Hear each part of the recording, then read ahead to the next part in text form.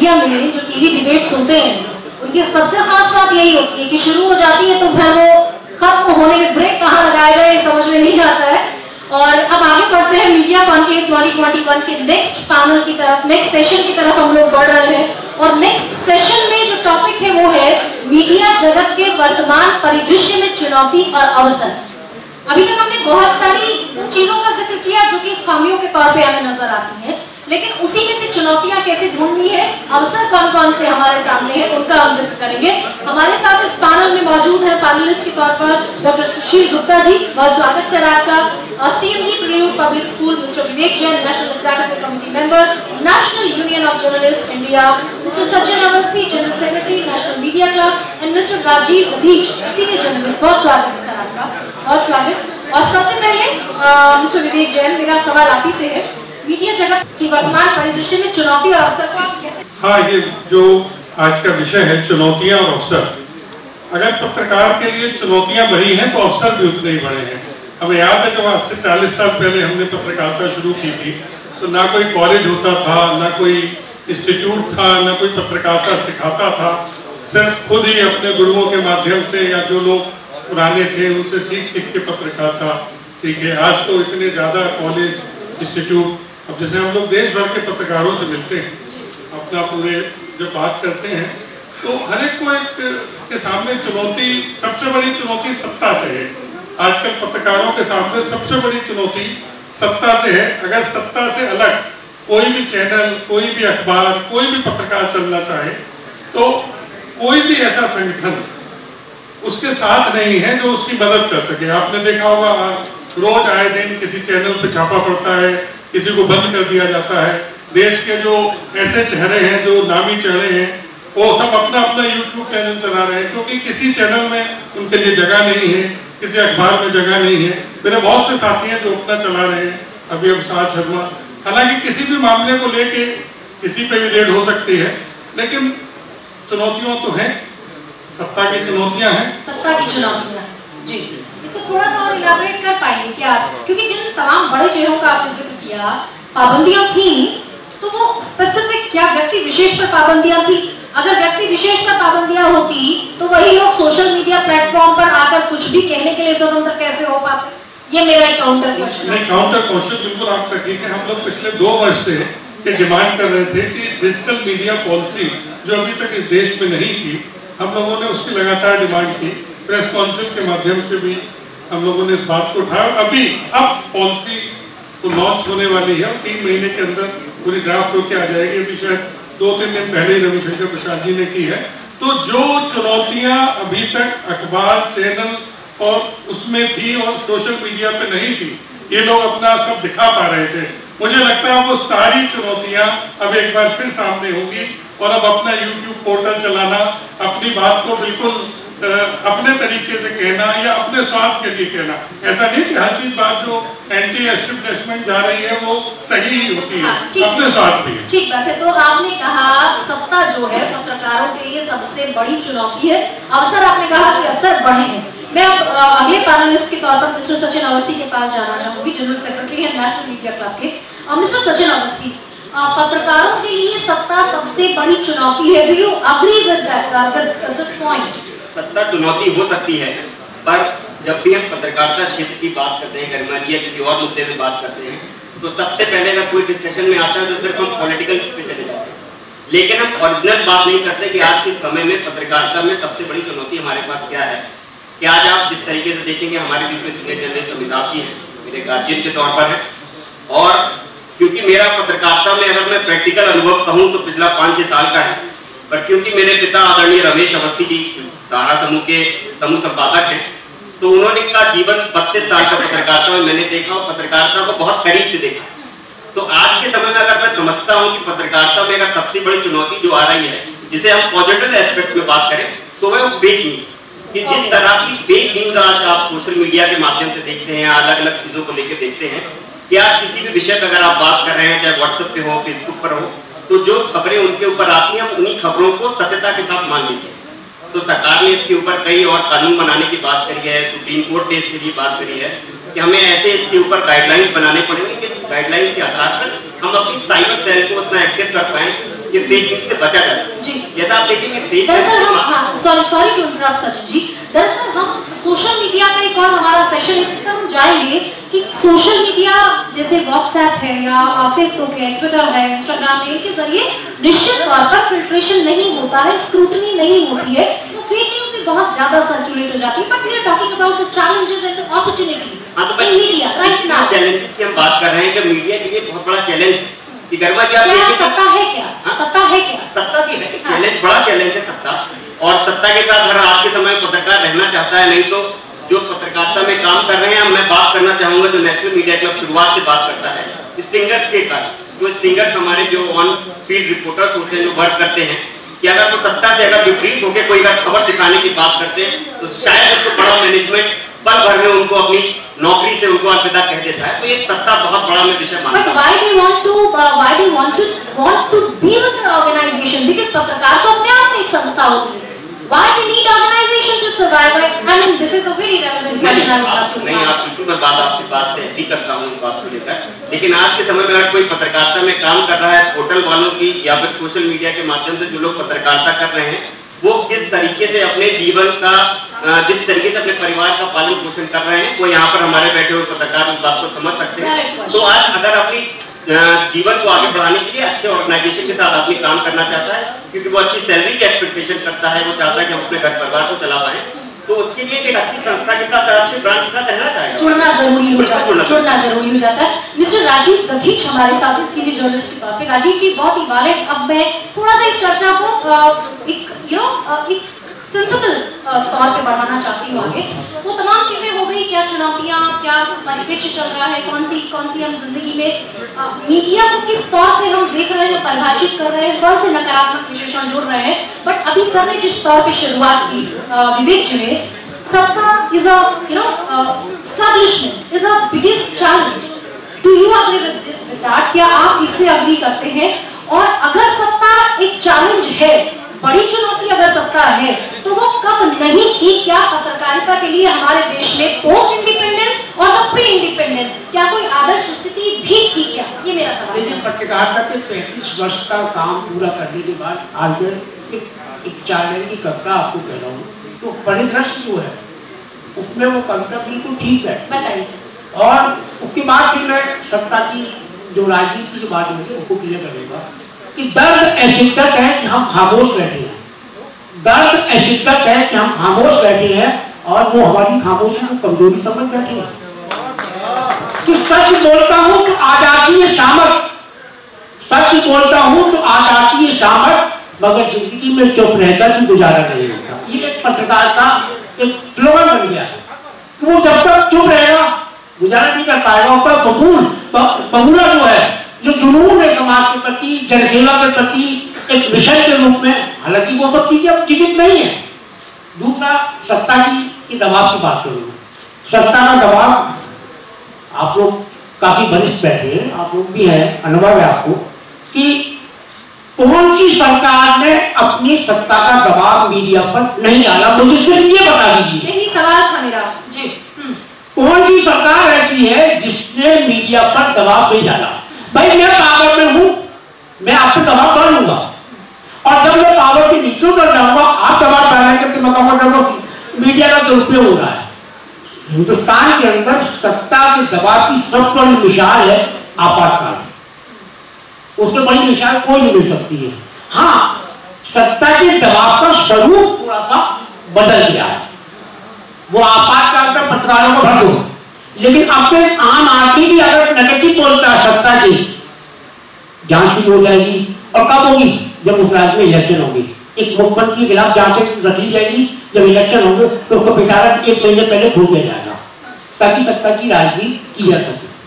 तो सत्ता की राजनीति, सत्ता का दबाव, ये कोई नई बात नहीं है, ये होता रहा है और परिदृश्य ये कहता है कि ये हमेशा होता रहेगा अनंत काल तक, जब तक पत्रकारिता जिंदा है तब तक। लेकिन इसी से एक सवाल और उठता है राजीव जी, वो एक सवाल ये है कि पत्रकारिता के लिए आदर्श स्थिति कभी नहीं थी। हमने जो प्री इंडिपेंडेंस या पोस्ट इंडिपेंडेंस पत्रकारिता की हिस्ट्री पढ़ते हैं तो आदर्श स्थिति तो कभी नहीं थी। इंदिरा गांधी के वक्त पर भी जो पत्रकार थे उन्होंने भी दबाव झेला, उसके बाद जो सरकारें आई उनके वक्त में भी पत्रकारों ने दबाव झेला, अभी भी दबाव झेल रहे हैं। लेकिन क्या आज की स्थिति पुरानी स्थितियों से अलग देखते हैं क्या? मैंने आपको दोनों बातों का जवाब दिया कि सत्ता का दबाव मीडिया पर था और निरंतर रहेगा, कोई भी इसको दूर नहीं कर सकता है, ये एक प्राकृतिक गुण है। दूसरा आपका प्रश्न था क्या कहा? यहीं से कोई राह निकलती है क्या? क्योंकि पत्रकारिता तो हम नहीं कह सकते कि मरणासन है, ऐसा तो नहीं कहा जा सकता। मैंने नहीं कहा मरणासन है, पत्रकारिता अजर अमर है। नारद जी के टाइम पे चले आ रही है, राम जी के टाइम पे चले आ रही, पत्रकारिता अजर अमर है, लेकिन परिदृश्य पत्रकारिता के तब पे अब तक बदलते रहे और ताकि बदलते रहेंगे गणपति जी। ये टॉपिक जो आज चर्चा हो रही है, इस टॉपिक की चर्चा जब जब कहीं भी इस तरह के आयोजन होंगे वहां ये टॉपिक चर्चा का एक पार्ट होगा, विषय रहेगा। अमिताभ जी के पास आना चाहते हैं। अमिताभ जी, हालांकि मुझे लगता है कि आपका नजरिया इस पर बिल्कुल अलग है कि जब हम कहते हैं कि सत्ता का दबाव है, असर ने, जैसे सचिन जी ने इस टॉपिक की शुरुआत की, माफ कीजिएगा विवेक जी ने, कि सत्ता का दबाव सबसे बड़ी चुनौती है, लेकिन आप उसको खारिज करते हैं, तो आगे का रास्ता कैसे निकलता है? और सत्ता क्या अभी ऐसी हो गई है कि दबाव डाल रही है, पहले नहीं था? मैंने जो बात पहले सत्र के अंत में कही वो इससे कहीं भी संगत हो। आर्मी में फॉर्म भरा, सिफारिश लगवाई हमसे कि भाई हम सिपाही हो जाए। अब जब सिपाही हो गए, कारगिल में तैनात हो गए, तो अमिताभ जी दो गनर दिला दो, बड़ा खतरा है। आपको पहले नहीं पता था खतरा है? पता था ना? तो रेलवे में अप्लाई क्यों नहीं किया? कोई खतरा नहीं था। यानी हिपोक्रेसी बंद कर। अच्छा, ये हिपोक्रेसी बनाओ, ये सब हिपोक्रेसी की बात जो बात आप भाई साहब कह रहे थे ना, वो भी आधी बात बोल रहे हैं। मालिक नाजायज लाभ ले रहे तो वो दबाव में रहेंगे, पत्रकार नाजायज लाभ लेगा तो वो दबाव में रहेगा। मुझे गलत चाहिए और सत्ता मेरे ऊपर दबाव भी न डाले। मैंने आज तक कोई सा काम ही नहीं किया, मुझसे ज्यादा ट्रेवल की शायद किसी ने किया हो। मैं पूरे देश भर में घूमता हूँ, रात में 1 बजे 2 बजे ओवरटाइम, मुझे कभी किसी ने नहीं रोका, पत्थर में फेंका तो मैं गोली नहीं पाऊंगी। तमाम सरकारों में मेरे अच्छे संबंध रहे, पूरे संबंध रहे। कभी चाहता 10-50 सिपाही ले लेता, 10-20 गाड़ी चला देते लोग मेरे पीछे। जो लोग ये ताकत करना चाहते हैं कि मैं जाऊं तो एक शब्द भौकाल क्यों चाहते हैं? फिर क्रांति भी करेंगे, भौकाल भी करेंगे, डबल मीनिंग की बातें हैं, भाई मेरे से नहीं चलेगी ना।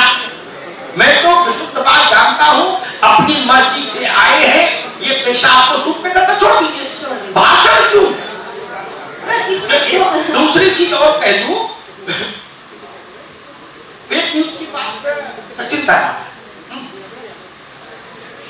मसला ये है, क्या हम पत्रकारिता की स्वतंत्रता के नाम पर, क्या लगा रहा हूं उसके मेरे ऊपर सब लोग नाराज रहेगा, क्या ऐसा तो नहीं कि हम में से ही कुछ लोग, एक वर्ग पत्रकारिता की स्वतंत्रता के नाम पर या सत्ता के दबाव के आरोप के नाम पर कुछ भी प्रकाशित प्रसारित कर देने की छूट चाहता है?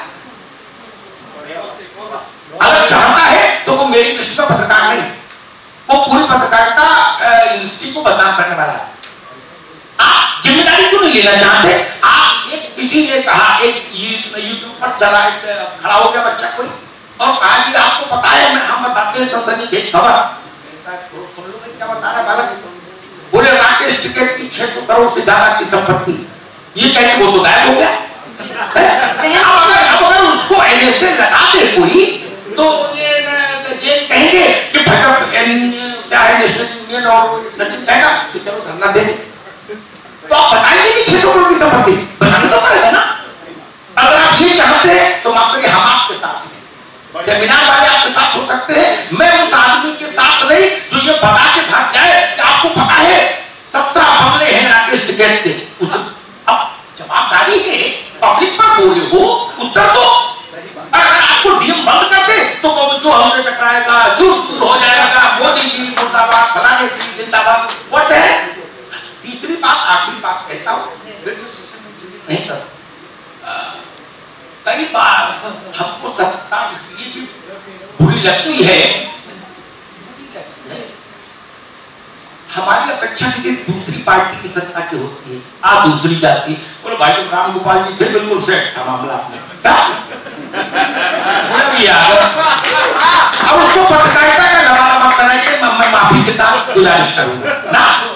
हमने देखी है जन्नत की हकीकत क्या है, गालिब बिल को गलाने के लिए ख्याल रखा है। हमने पत्रकारों को नेताओं के यहाँ झूठे चाय के कप्पे उठा के देखा है, इसलिए हमको क्रांति मसंद हमने सफाई में खाना परोसते देखा लोगों को, हमने 3-3 घंटे चारण करते देखा लोगों को, मंत्रियों के बंगलों में, विधायकों के, सांसदों के बंगलों। वो पत्रकारों को भाषण देंगे, ये बंद करिए भाई। मैं फिर कहता हूं, दुनिया में 1000 व्यवसाय है, वो कर लीजिए। वो नहीं लोगों ने कर दिया, कहीं ऐसा दबाव नहीं रहा। और सत्ता का दबाव तो पूरे तंत्र पर होता है, किस पर नहीं होता? क्या संविधान में किसी ऐसे तंत्र की परिकल्पना की जो दबाव से मुक्त हो, यानी जवाबदारी से मुक्त हो जाए? नहीं, हम सब पर लाइबिलिटी है, बोनस है। क्या आपको जवाब देना होगा अगर आप कोई बात कहते हैं? हम जवाब नहीं देना चाहते, हम कुछ भी बोल के निकल जाना चाहते हैं। और माफ करिए, जो लोग ये कहते हैं कि हमको हम भुक्तभोगी हैं, मेरे ऊपर इतने केस लगे, ऐसे भी लोग हमको कहते हैं कि भाई साहब, मैं उनके अतीत के बारे में जब पता करता हूं तो मुझे पता लगता है वो किसी दूसरे की बंदूक अपने कंधे पर रख के चला रहे थे और उसको पत्रकारिता बता रहे। ये कविता होती है, वो किसी दूसरे की बंदूक अपने कंधे पर रख के चला रहे थे और उसको पत्रकारिता बता रहे। केशव मौर्य की बंदूक आप अपने कंधे पर चलाएंगे, फिर कहीं सत्ता का जवाब है क्या? ये योगी जी की बंदूक अपने कंधे पर चलाएंगे। शिवपाल राम गोपाल के झगड़े में या तो सचिन शिवपाल की बंदूक लिए और ये राम गोपाल की, और सुनाइए कि हम दोनों पत्रकार हैं। नहीं भाई साहब, आप पार्टी के कार्यकर्ता क्यों नहीं होता है? जलवा रहेगा, जलाल रहेगा, स्कॉर्पियो दे देंगे एक सफेद, उसमें 4 लड़के बैठाओ, दिन भर घूमो। क्यों तो पड़े हो यार? एक लाइन का उत्तर दे दीजिए, क्या किसी ने मजबूरी में कहा है पत्रकारिता करिए? और उन लोगों से के चलते पत्रकारिता बहुत कलंकित हुई, जिनके पास कोई काम नहीं था करने को, तो बोले समय बिताने के लिए करना है कुछ काम, बोले चलो शादी ब्याह हो जाए पत्रकारी हो जाए। मैंने ऐसे लोग भी देखे हैं, ये संस्था चला रहा है सचिन, अंदाज होगा, ऐसे लोग देखे जो आते हैं हमारे पास, संपादक है, जो लोग आते हैं कहते हैं भाई साहब आप मुझे माइक आई दे दीजिए, प्रतिनिधि बना दीजिए। मैं कहता हूँ आपको पत्रकारिता स्कूल में देना, उन्होंने 2 लड़के रख दूंगा। मैंने आप क्या करते हो? मैंने अपना रियल एस्टेट का काम है, पत्रकारिता है, अपने ज्ञान भी देंगे आगे यहाँ सेमिनार में। माफ करिए, मेरी बात सीधी सच्ची है, नहीं सूट कर रहा छोड़, वही रहे जो इसके ताप को झेल सके। सूर्य को गर्भ में धारण करना है तो कुंती होना हो, ठीक है ना?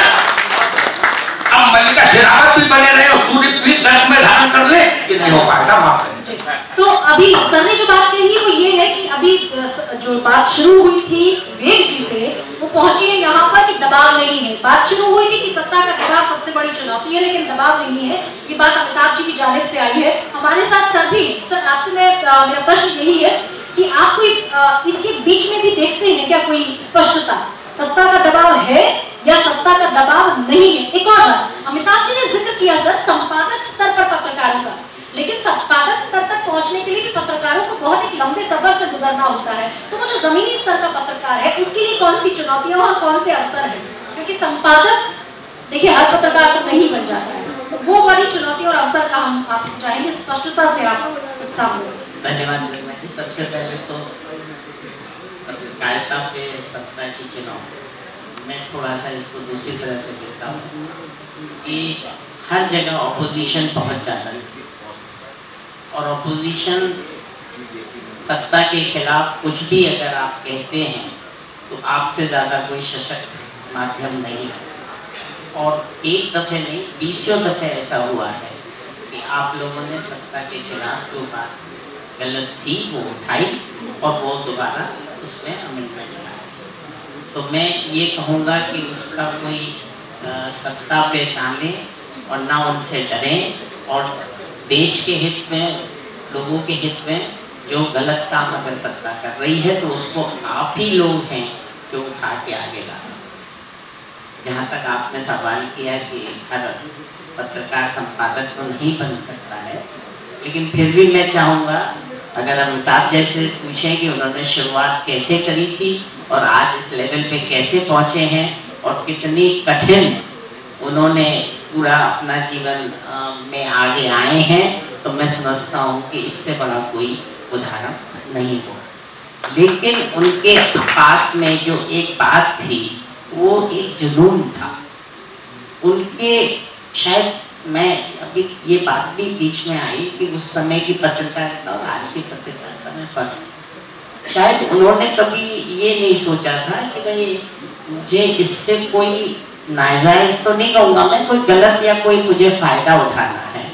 तो अगर किसी भी प्रोफेशन में अगर आप थोड़ा सा ईमानदार रहेंगे तो ऊंचाइयाँ आपके लिए बहुत नज़दीक हो जाएंगी।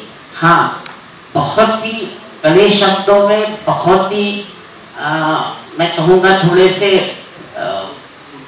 उम्र के साथ मैं ये कह सकता हूँ कि बहुत ही उजट मतलब बातों से उन्होंने कहा कि भाई अगर आपको सूट नहीं करती है तो पत्रकारिता कृपया कृपया छोड़, क्योंकि पत्रकारिता वो प्रोफेशन नहीं है जो कि हर कोई जिसको कर सके, जिसमें जुनून है, जिसमें हिम्मत है, वही इसे कर सकता है। अच्छा जी, बहुत शुक्रिया सर। मेरे साथ सचिन भी हैं। सचिन, मेरा सवाल आपसे, आप यंग जनरेशन का रिप्रेजेंटेशन इधर में कर रहे हैं और मैं रमेश जी से भी वाकिफ हूँ, उन्हीं के साथ एक संस्थान में काम कर चुकी हूँ।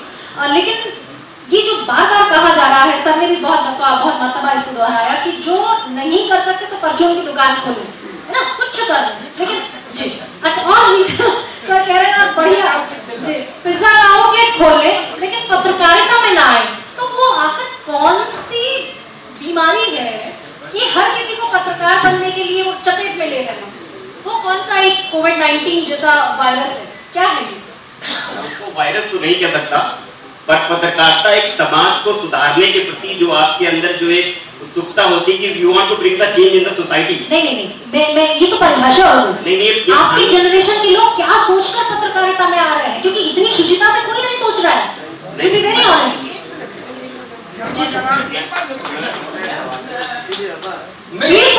मैं जामिया मिलिया में गया, जामिया मिलिया में बाइबल लेने गया जर्नलिज्म के मास्टर डिग्री के बच्चों, जितने मेल थे वो आए, उनमें 90% ने उत्तर दिया, लेकिन वो बच्चे मुझे अच्छी इसलिए लेकिन ईमानदार।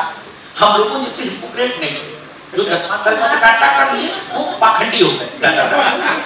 उन्होंने मैंने पूछा सेकंड की उम्र के बच्चे आए, मैंने भाई तुम जर्नलिज्म में क्यों आए? मैंने कहा बाकी पोस्ट बात मोटी बात। तो 90% बच्चों ने कहा तो सब तो इसलिए आया, बाकी भगवान कर दिया सब कुछ घर में कि किसी भी सरकारी दफ्तर में चले जाओ सब फटाफट काम होता है। उसके लिए गणेश उत्तर विद्यार्थी से लेकर आज तक पत्रकारिता की परिभाषा जो बच्चियां थी उनसे पूछो भाई आप क्यों आई?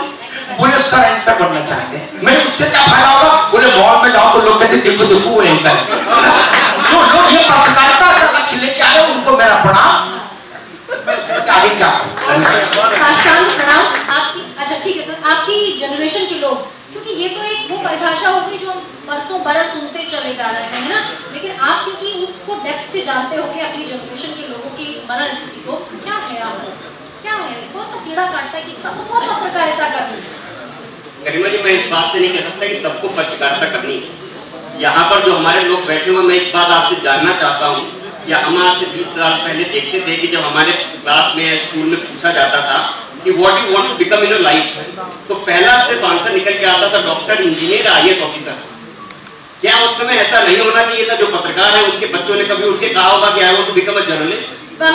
पर आज वो परिस्थिति उस हिसाब से चेंज हुई है कि अगर किसी को जस्टिस दिलाने की बात है, समाज को सुधारने की बात है, उसमें जो रोल देखते हैं कि पत्रकार का कितना बड़ा रोल है, कि अमिताभ जी अगर टीवी चैनल पे बैठे कोई डिबेट कर रहे हैं, उस डिबेट पे इतना अच्छा नतीजा निकल के आ रहा है, लोग अपने बात कर रहे हैं, पर अमिताभ जी उसका जो कंक्लूजन निकाल कर लेके आ रहे हैं, उस बात को सामने बैठा जो जर्नलिस्ट या फिर यंग जनरेशन देख रही है, तो उस बात से सीख रही है कि ये जो पत्रकार सामने बोल रहे हैं, इनकी बात का असर होता है, उससे समाज में परिवर्तन आता है। उसमें पर्दे की खुमारी भी है, पर्दे की खुमारी तो हर कोई चाहता है आज के समय में। ऐसा कौन है पत्रकारिता है किसी भी कोई कुछ भी कह सकता है जिसको ग्लैमर की आवश्यकता नहीं है। मैं उस बात को हिपोक्रेट वे में नहीं कहना चाहूंगा कि we want glamour in life, everybody wants a glamour, पर आज के समय में जो डिफरेंस आया है कि आज के समय में जब मैं स्कूल कॉलेजेस में जो मास कम्युनिकेशन का कोर्स कर रहे हैं, जिस तरीके से इंस्टीट्यूट्स बन रहे हैं, वो जो चेंज सोसाइटी के अंदर आया कि आज जब बच्चा खड़ा होता है किस बात को कहता है तो उसके ऑप्शन में सिर्फ डॉक्टर, इंजीनियर, आईएएस ऑफिसर नहीं, चौथा ऑप्शन आता है कि I want to become a journalist.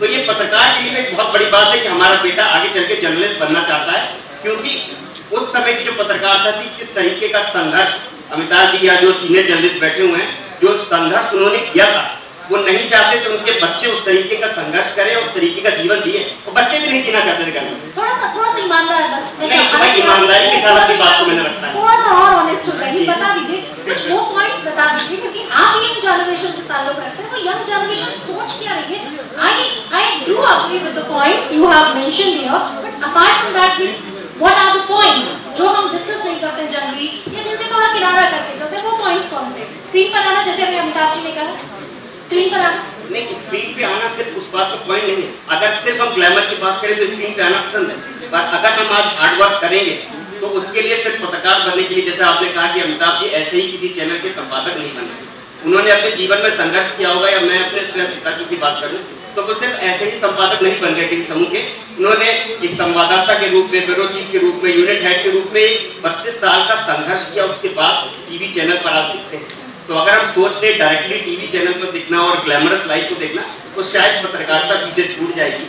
आज की जो पत्रकारिता जिस तरीके से चेंज हो रही है कि अगर टीवी चैनल पर हम चिल्ला रहे हैं तो हम अच्छे पत्रकार हैं, और अगर हम सादगी से अगर बात कर रहे हैं तो हम पत्रकार हैं। ठीक है सर, कंक्लूडिंग रिमार्क बहुत संक्षेप में, बहुत छोटा सा।